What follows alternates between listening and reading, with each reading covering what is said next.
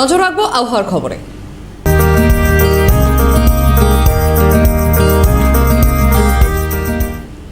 আজ থেকে হাওয়া বদল রাজ্যে। উত্তরবঙ্গে ভারী বৃষ্টির দাপট কমবে, দক্ষিণবঙ্গে বাড়বে ঝড় বৃষ্টির প্রবণতা। আজ থেকে কালবৈশাখীর সতর্কতা দক্ষিণবঙ্গে। শনিবার পর্যন্ত চলবে এই ঝড় বৃষ্টি। সরাসরি রয়েছেন আমাদের প্রতিনিধি মফিজুল ইসলাম। মফিজুল, সুপ্রভাত।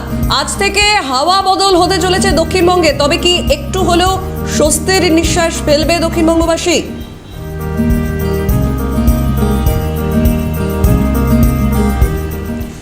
শ্রুতি, তোমাকেও সুপ্রভাত। অবশ্যই স্বস্তি নিঃশ্বাস দক্ষিণবঙ্গবাসীর জন্য একটা স্বস্তিদায়ক খবর, কারণ বিগত কয়েকদিন ধরে যেভাবে গরমে হাসপাস পরিস্থিতি তৈরি হয়েছিল এবং তাতে করে কিন্তু যথেষ্ট মানুষের মধ্যে একটা অপেক্ষা ছিল যে কবেই আলিপুর দপ্তর এরকম হাওয়া বদলের একটা খবর শোনাবে।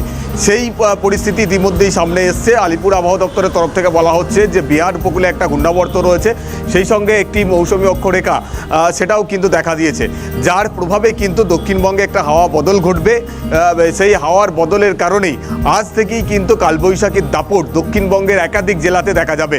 ঝড় বৃষ্টির প্রবণতা ক্রমশ বাড়বে। শনিবার পর্যন্ত এই পরিস্থিতি বজায় থাকবে দক্ষিণবঙ্গের সমস্ত জেলার ক্ষেত্রে, এমনকি কলকাতা শহরের জন্য এই আবহাওয়ার এই পরিস্থিতির বজায় থাকবে, এমনটাও কিন্তু আলিপুর আবহাওয়া দপ্তরের তরফ থেকে জানানো হচ্ছে।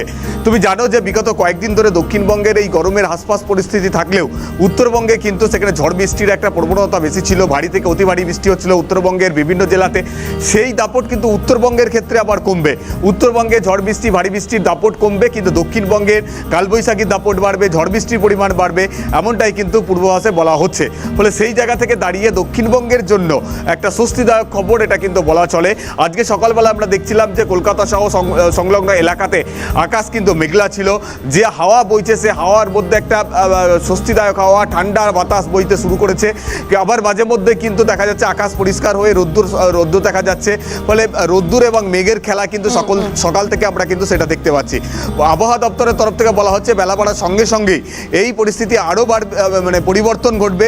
সেক্ষেত্রে কিন্তু ঝড় বৃষ্টির যে অনুকূল পরিবেশ সেটা কিন্তু তৈরি হবে, যে কারণে কালবৈশাখীর সতর্কতা জারি করা হয়েছে দক্ষিণবঙ্গের সমস্ত জেলাগুলোতে। বিশেষ করে উপকূলবর্তী জেলাগুলোর ক্ষেত্রে সতর্কতার পরিমাণ আরও বাড়ানো হয়েছে এবং মৎস্যজীবীদের ক্ষেত্রেও সতর্কতা রয়েছে আজ এবং আগামীকাল, কারণ সমুদ্র উপকূলবর্তী এলাকাগুলোতে কালবৈশাখীর দাপটের পরিমাণ বাড়বে এবং সেক্ষেত্রে ঝড়ের গতিবেগ সব থেকে বেশি থাকবে। সমুদ্র উত্তাল হবে, যে কারণে মৎস্যজীবীদের আগামী দুদিন মাঝ সমুদ্রে বা সমুদ্রে নামার ক্ষেত্রে নিষেধাজ্ঞা জারি করা হয়েছে। যে আবহাওয়ার জন্য দক্ষিণবঙ্গবাসী অপেক্ষা করছিল সেই আবহাওয়ার অনুকূল পরিবেশ তৈরি হচ্ছে আজ থেকে, এমনটাই কিন্তু আলিপুর আবহাওয়া দপ্তরের তরফ থেকে পূর্বাভাসে জানানো হয়েছে। বেশ, ধন্যবাদ মফিজুল। আমাদের সঙ্গে সরাসরি ছিলেন প্রতিনিধি মফিজুল ইসলাম।